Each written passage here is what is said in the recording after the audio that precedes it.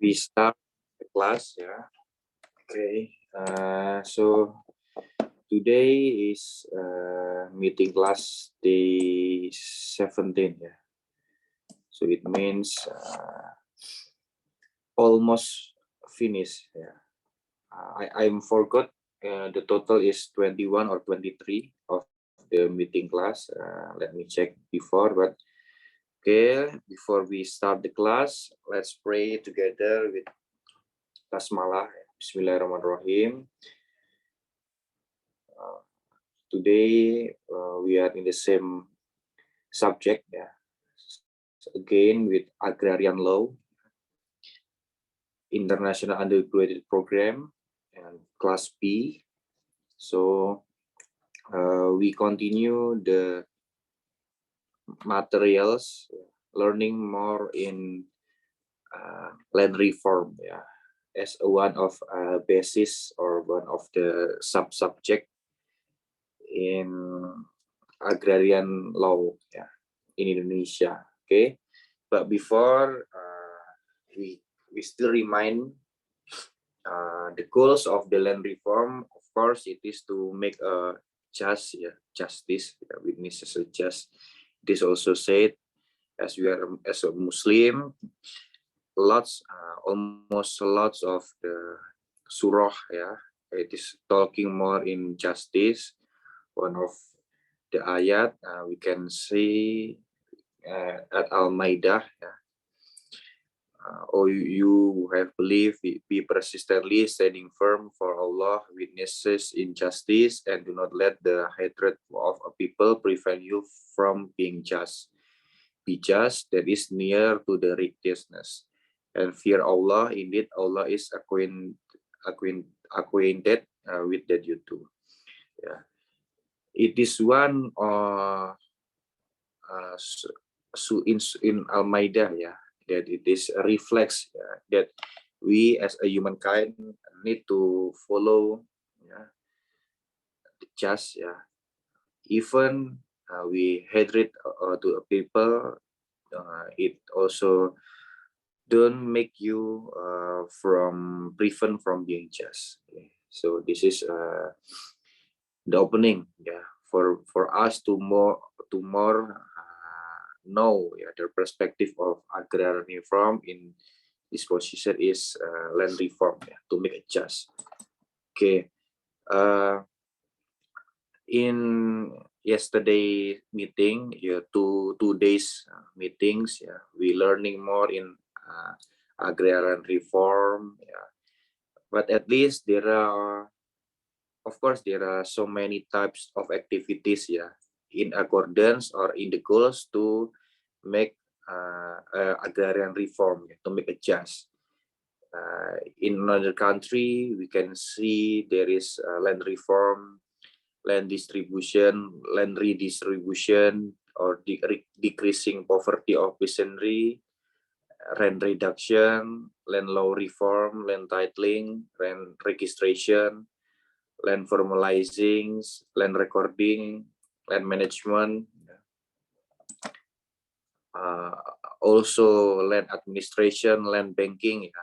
Now in Indonesia, we also try to make land bank. So they making the data they put in the one asset, one entity that is control all the land bank.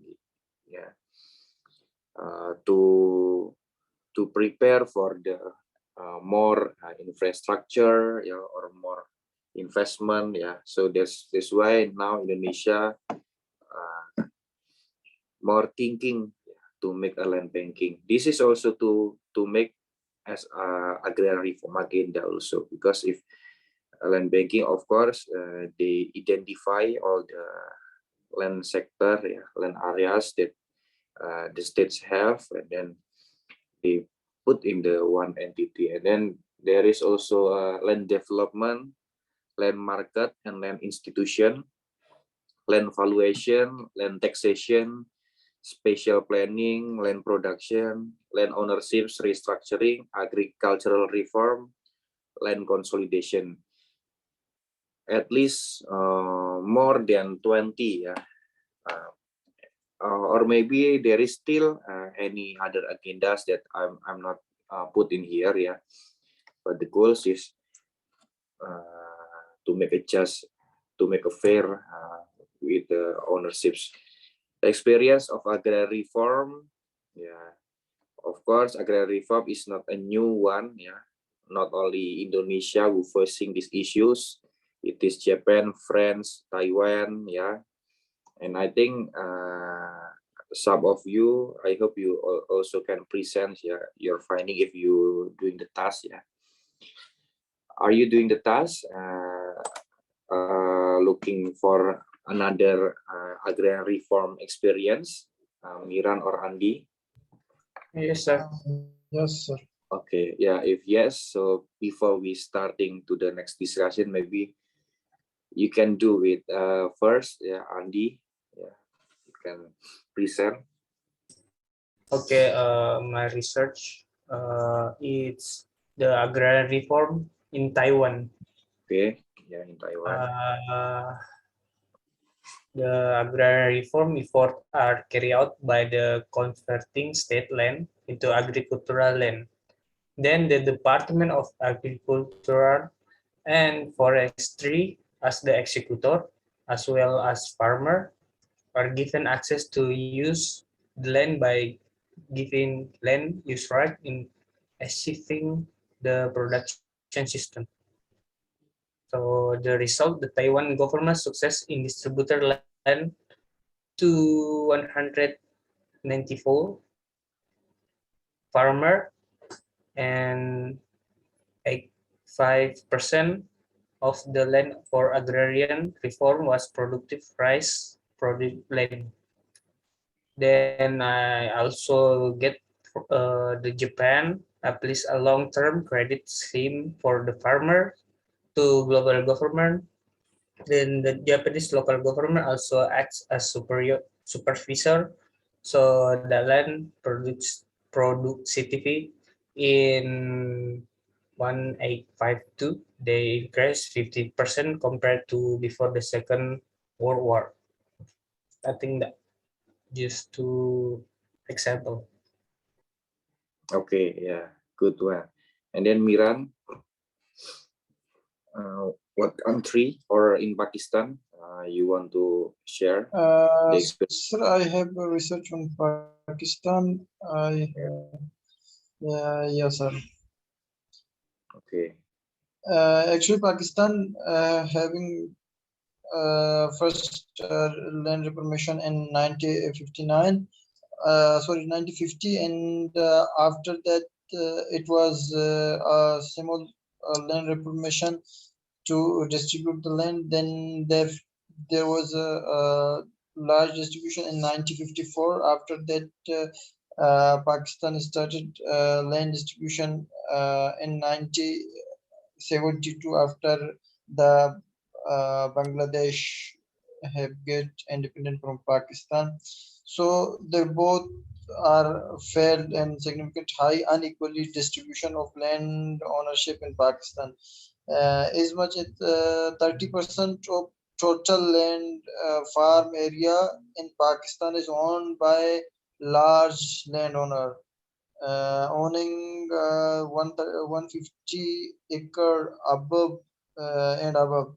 Yet the landowner constitute only 0.5% of total number landowner in the country. The time the overall picture of Pakistan agrarian structure has been these large landowner have rent out most of their land, tend with the small and medium size holding. In such situation, when the cave hydro technology become available in late 1960, the large land owner found it profitable to resume their rent out for sale.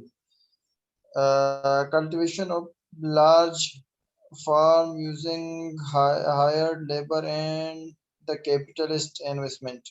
And this process of development of capitalist farming, which is granted new penalty explosion. And during the period of biotechnology being adopted in Pakistan, there was also rapid to introduce the tractor. The number of tractor is increases only 2000 in 1915. 18,968. The rapidly increasing sector continues 1975 and 1976 across 75,000 tractors were imported into the country. And Pakistan also gave the farmer the foreign currency uh, foreign currency to seed and to buy seed and provide them foreign seed to develop the agriculture sector also. Sir, I think that's all from me. Okay, yeah. At least beside that story, Taiwan, Japan, Pakistan, they already doing all the access management and asset management, beside the distributing the asset, and they also giving the access, so like in Japan, they fully supported by the military, so almost more than half, they get the benefits. In Taiwan also, that said, because in Taiwan also, the agricultural, it is organized also, even they individually ownerships, but because they organize in a company, so it is industrialized, so it can bring them into a macroeconomic. That's why this means the access management.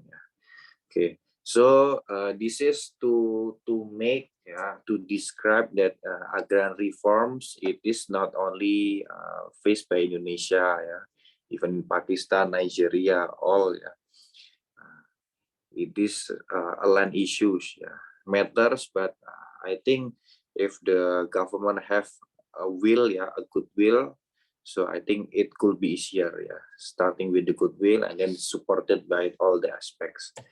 Okay, then we go to the agrarian reform Indonesia.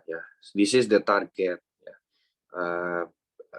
Before, because in Indonesia they divide into two aspects. The first one is Torah. Torah is subject or later we will describe. But Torah, it is all the land, ownerships. So they giving by asset legalization and asset redistribution. The target, government want to legalization, registration, bookkeeping, the total of 0.5 million hectares. So because some of the land in Indonesia, it is they didn't have any proof of ownerships, or it is only have an old ownership. So the government want to make sure that everyone have the grant, the certificate of ownership. So it means they want to make sure that asset legalization, it covers to 4.5 million hectares. And beside that also, beside the legalization, it means those who have those who owning the land but they didn't have any proof, but those who didn't have any land, ownerships, or only owning a small, they also have a chance to get asset redistribution. So beside a 4.5 million hectares of legalization, also government commit to redistribution 4.5 million hectares also to those who need, to those who eligible. And then beside also Indonesian government also commit to make a social forestry. It means because those who are living more closer or near in the forestry, yeah, even it is I mean individuals, yeah, a common individual or those who are as indigenous people, yeah, so they have an access legality. The target is 12.7 million hectares, yeah. So this is the target, yeah. So far it is still process, is still running, yeah. Even it is a big challenge because the COVID-19, yeah, but I think it is still running, yeah. They want to achieve the target. Okay, but if we see the principles, yeah, reform agrarian reform is the principle is to upholding human rights. Of course, this is to upholding human rights because the rights to agrarian resource is everyone's economic right, and then legal unification that is able to accommodate the diversity of local laws, and then justice in the control and use of agrarian resource, yeah. And there is also a principle is the social and ecological function of land, yeah. Even all the land have an economical function, yeah, but it is also have a social function and ecological function. It means social function, it have to give a benefit to more people, yeah, not only as individuals, yeah. And then it is also have a ecological benefit. It means any activities, yeah, related to the land, it not only giving economic aspects, economic function, but it is giving ecological function. That's why agrarian reform coming to here, yeah, because if a landlord, yeah, or a one ownerships owning too much land, yeah, of course it is distracting the social function, distracting the ecological function, because he have a big power, yeah, to control the land, yeah. But it might be good if he control in the good faith, but it will be destroy the ecological function if he is not controlling with the good one, yeah. And then reform agrarian principle is to make a resolution of land conflict. So it means if the coming of agrarian reform is to make a new conflict, so it means it doesn't agrarian reform, yeah, because the principle of agrarian reform is to dismiss the land conflict resolution, yeah, the recent land conflict resolution or the the prediction, yeah, or the future land conflict resolution. Then it is also to make a transparency and participation in rights of policy makings. This also the division of responsibilities to the regions related to the allocation and management of agrarian resource. This to land reform or restructuring in the ownerships, control and utilization of agrarian resource. It is also to production business in the agrarian field, financing of agrarian reform programs, yeah.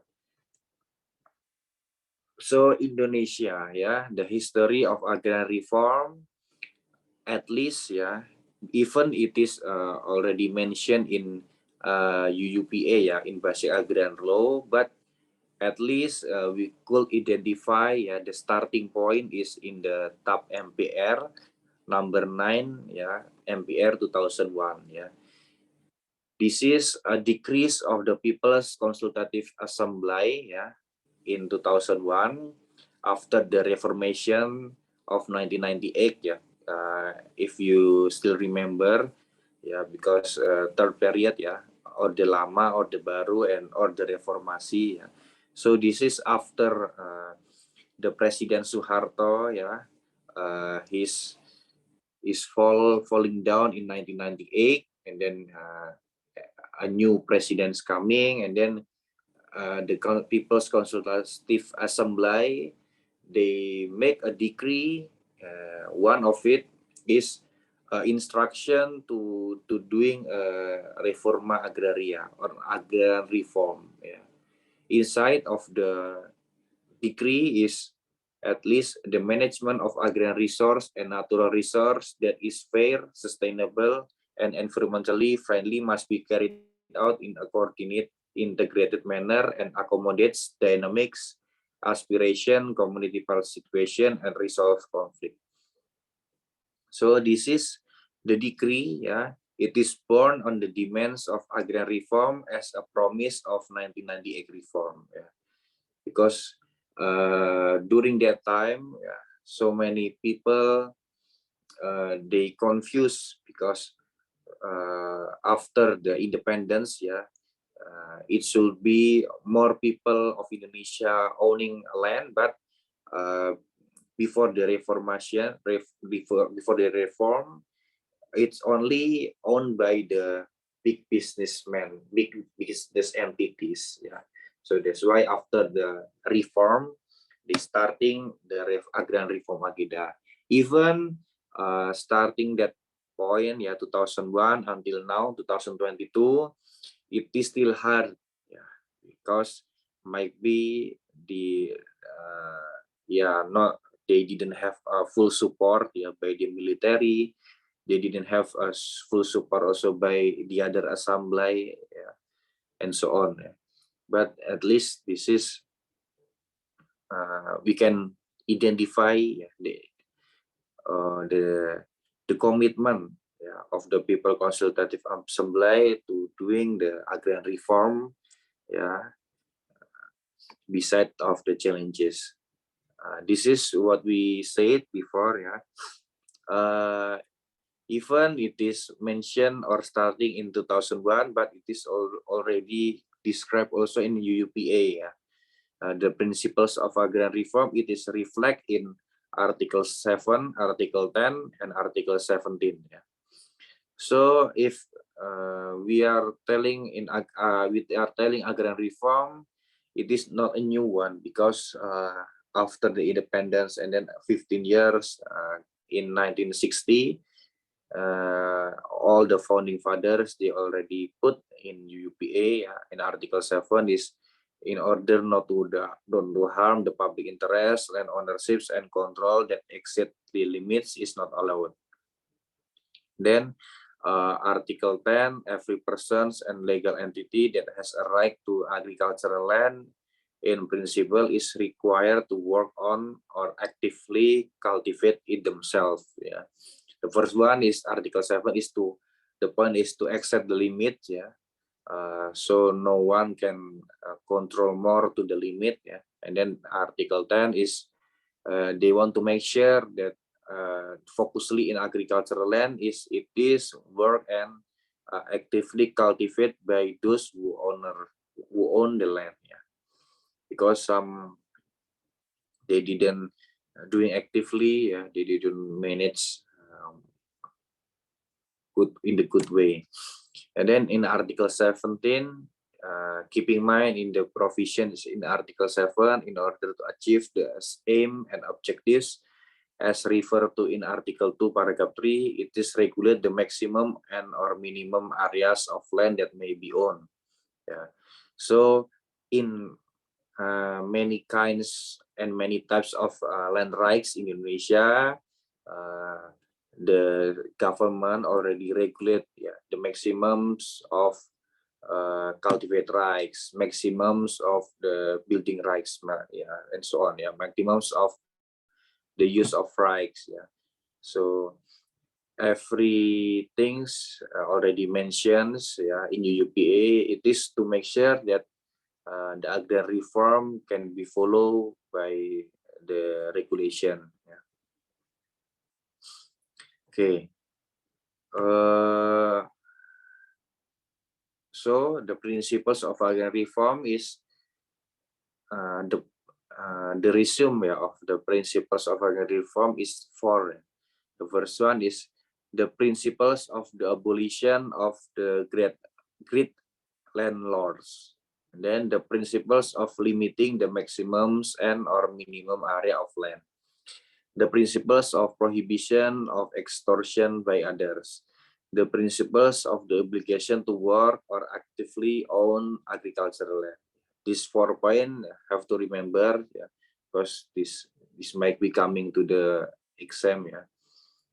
At least you already know, yeah.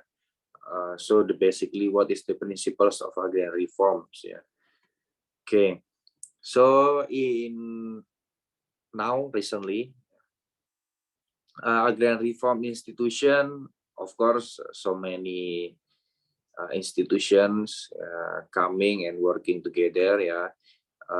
Now also in Indonesia, they are in agrarian reform summit, ya. Gugus Tugas Reforma Agraria Summit, I think starting in this month or next month, ya. So those the stakeholders, they coming in the one summit, they present or they discuss more in the more specific, about the goals of Indonesia in Reforma Agraria agenda, agrarian reform agenda.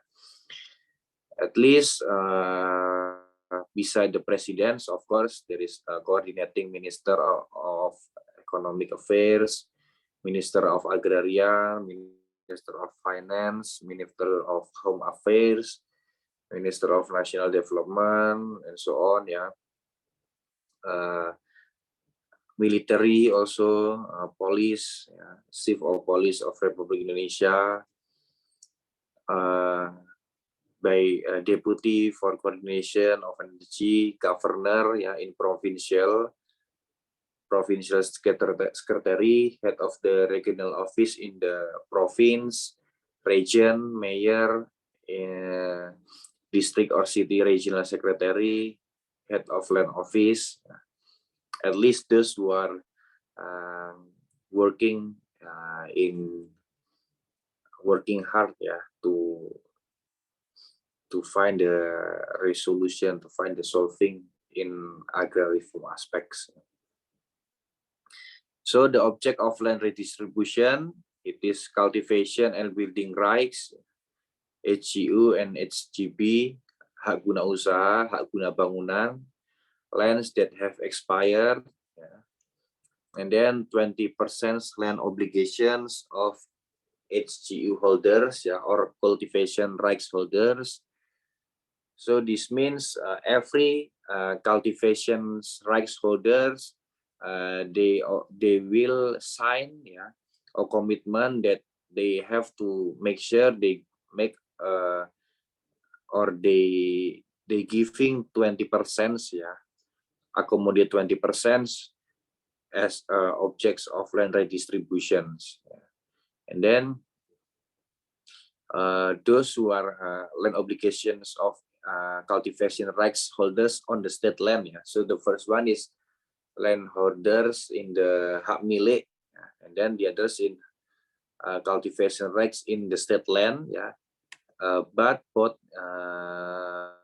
of them, they have to make a sign to make a commitment that they will accommodate 20% of land redistributions. So these 20% will be coming as objects of land redistribution. It means those who eligible, those who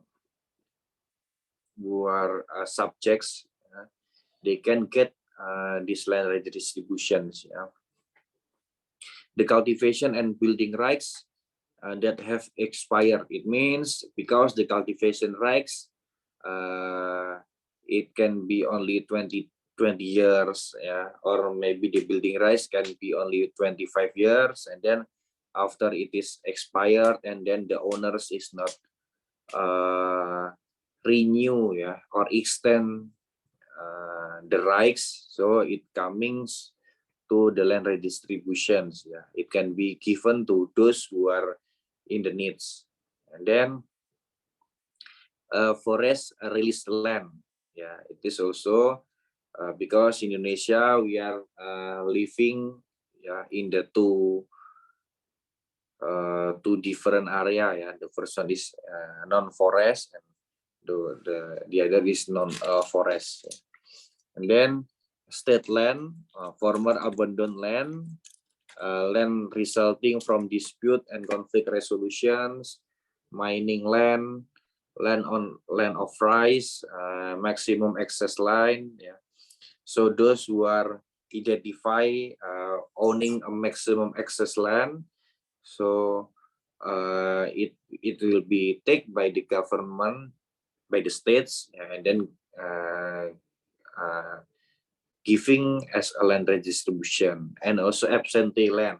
Absentee land, it means those who have the ownerships but they didn't actively working, or they didn't actively using those land. So it means the land going to the land redistribution. Yeah, Miran, you raise. Yeah. Sorry, okay, sir.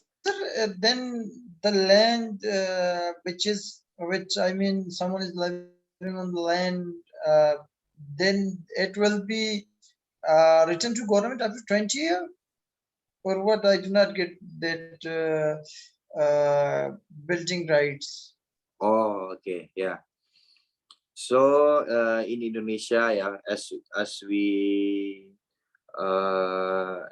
learning, yeah, before, yeah, there are many types of land rights. Yeah, the first one is right of ownership, that fully, yeah, fully it means they get the ownership, you got the ownerships, and then it is fully, it means you can, if someone dead, yeah, it can be give to the generations. Yeah, it means the fully land titles or land rights. And then beside that, we also identify hak guna usaha, ya, or cultivation rights.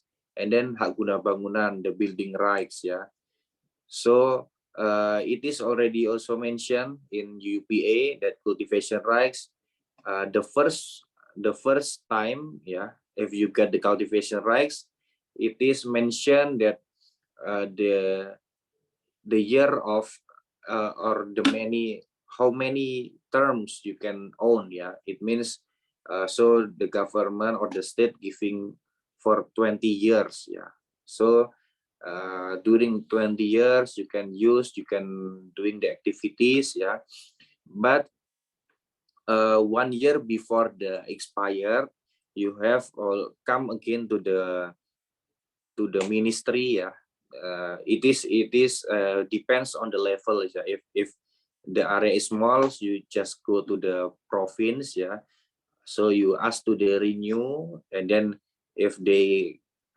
agree with that things, so they will give again 20 years again, so that things. Yeah, so 12, 25, 20, 30. Yeah, so it can be renew as long as you are eligible. Eligible, it means the maximum is 1 year before the expire. You have to go to the land office. So if you are not renew, it means by that state you already finished using the things. Yeah. So if you already finished, it means the government or the state will take back, yeah, and then identify this land as a land redistribution. So the state can giving to those who needs, yeah, who are in needs. And then former ERPAH land or ex private land. Yeah. So this is for those who are owning a colony, ex-colony land, types of land. Yeah, if even it is now is I think more often, often lah. I think it's or seldom we see people owning the ERPAH land again. Yeah, but if those who are owning ERPAH land, so they have to take back, yeah, giving back to the state. Yeah, or maybe if he also eligible, he can ask this ERPAH land to get the land redistribution but it have to convert to building rights or have to convert to use of rights and so on. Yeah. And then mining land also in an area that a company they already mining and then they finish using the lands, and then the land will be giving to those who are in the needs, people near area or sometimes. And then land of rice it is some in near of the pits, or some near from the rivers, because sometimes it is it appears, so it coming a new area again, so this is also can accepted as a land redistribution, so any things, any types of land that include in this one, it can be using as a land redistribution. And then the subject of agrarian reform. The first one is individual, the second one is community groups, and then the third one is a legal entity that have the rights by the regulations, But in this point, those who are as a subject of agrarian reform can be cultivator who works or cultivates the land, but he doesn't owning the land, so those people, those farmer,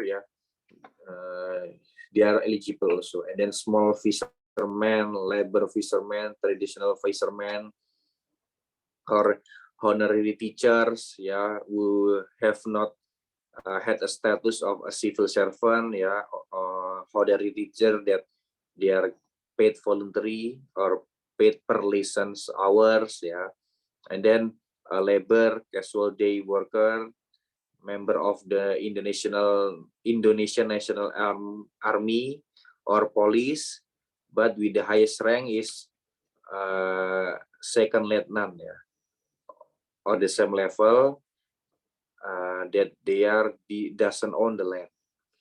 And also any other informal sector workers and private employees with income below non-taxable income and do not own the land.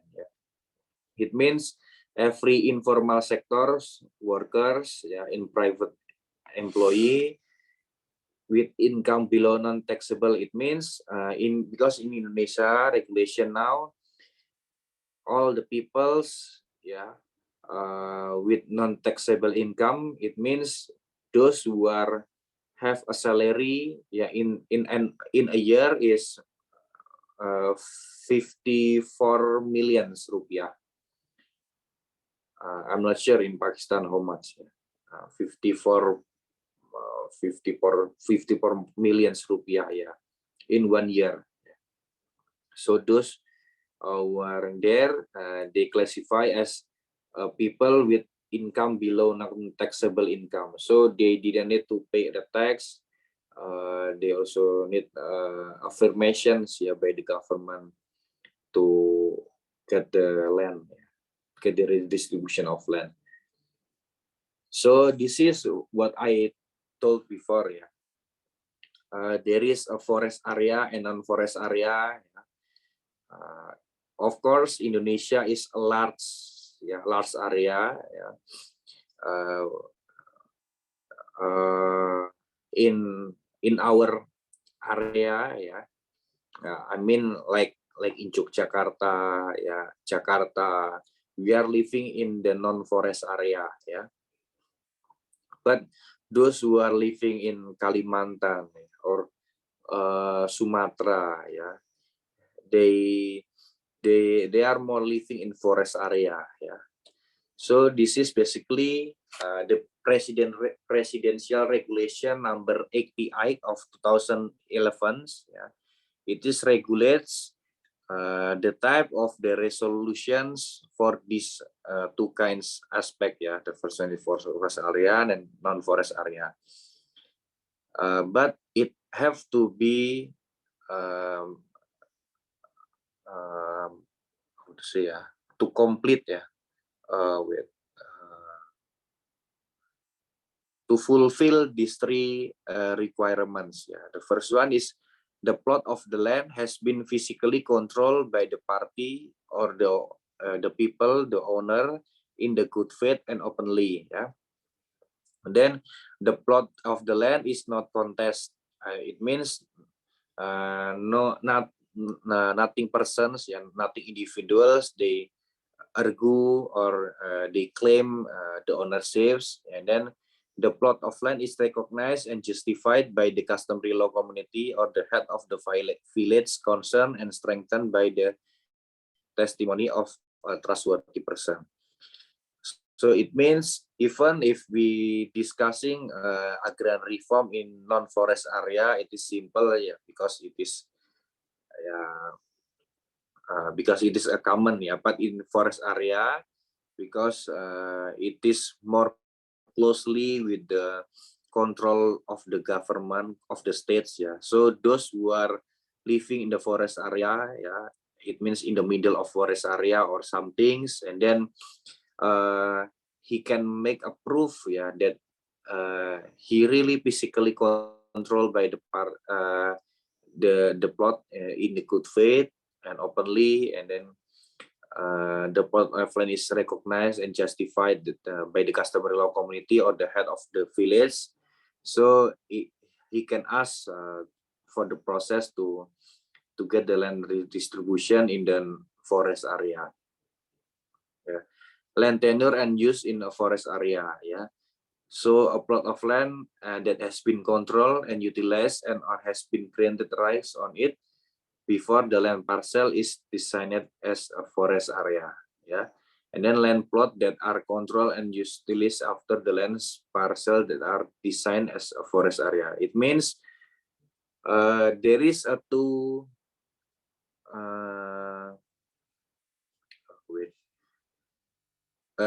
situations. The first one is he owning the land or he stay in the one land, but before it is designed by the state as a forest area. So this is one situation. But in the second situation, it is already designed by the state as a forest area, but he stay in that area. So this is different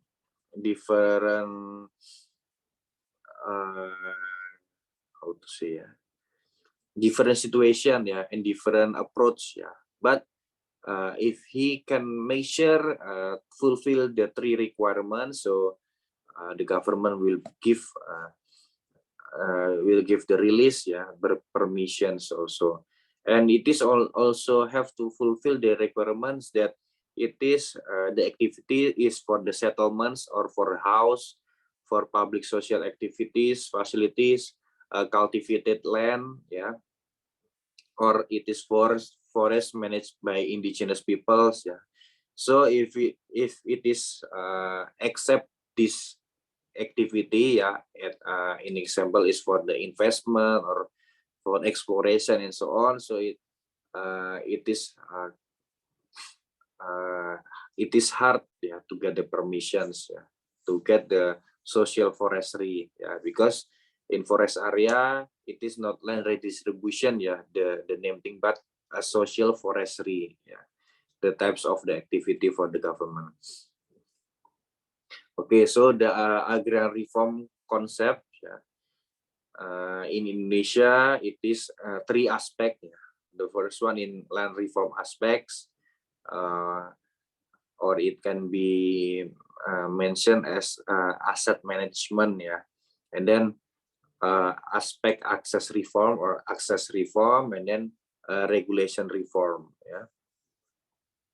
The first one is make distributions, controlling the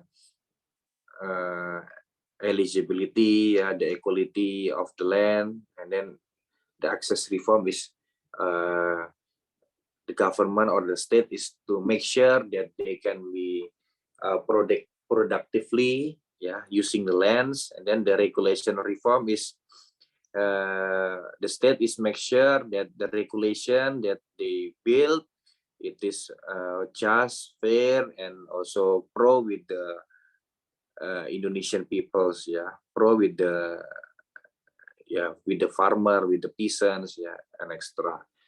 So at least these three concepts of agrarian reform in Indonesia, asset management, access management, and regulation reform, or access reform, asset reform, and regulation reform. This is we already mentioned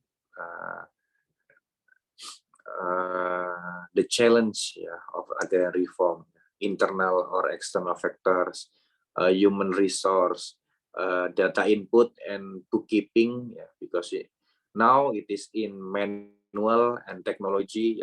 Beside in another province or another cities, they doing manually, but besides the technology, and then there is also a high registration fee for the transfer of land rights. So this is a big challenge also for those people who want to register the land, because they didn't have enough money, maybe, and then also the aspects of tax payable debt, so every transfers of land rights, they have to pay the tax, but in this position, because the owners of the land, he didn't have enough money, because they are only living day by day with the money that they own, but sometimes they only can fulfill their needs daily. So if they have to pay the tax, to pay the tax payables of the transfer of land rights, it is quite hard, because every transfer is like they need to pay the tax, even it is classified as a debt, and then the public desire for the waivers of administrative fee. This is I think there is still a lot, the another, because of course in many areas they have a different challenge to implement the agrarian reforms. Okay, I think that's all. So we already passing 3 days, discussing more in the land reforms. So the next 1, 2 or 3 days, we will learning more in land acquisitions, for public interest, the revocation of land rights, land procurement. So at least you are now already get more, get more closer, get more. You have a wider knowledge, to agrarian law in Indonesia. You have already know the land types of rights in Indonesia, land registrations, land reform definitions, and then the next one we will discussing more in land acquisition for public interest. This is big issues also in Indonesia, because now the president is committed to build more infrastructures. Of course, building the infrastructure, it is need a lot of land, because of course investment in infrastructure without land, it is nothing. So that's why we need a good land acquisition law. So we will discuss in the next meeting. So I think that's all. 3 days we learning more in land reform. I hope you can deeply know what exactly land reform, and of course it is not a finals. You have to find more literature, you have to see more webinar or YouTube and so on, relating to land reforms. to fulfill your experience or your study with land reforms. Okay. So far, any question or any things? If not, so we can finish the class. So Farhan not joining ya, Farhan. Okay, Farhan only Miran and Adi. Yeah, I hope the others. Just answer me that he don't have. Can tell sir that my electricity went out and it's raining really hard here. Sorry.